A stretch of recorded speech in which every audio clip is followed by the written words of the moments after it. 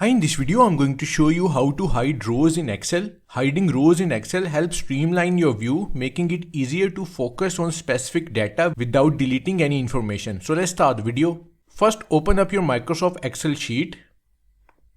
So this is our sample dataset.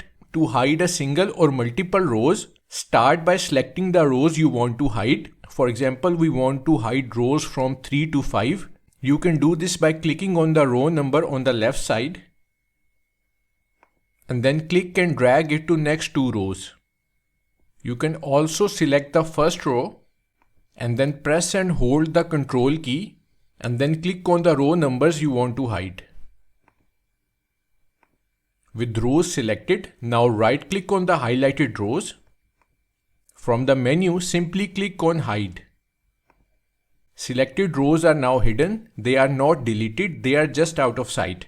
So that's how to hide rows in Microsoft Excel. Thanks for watching.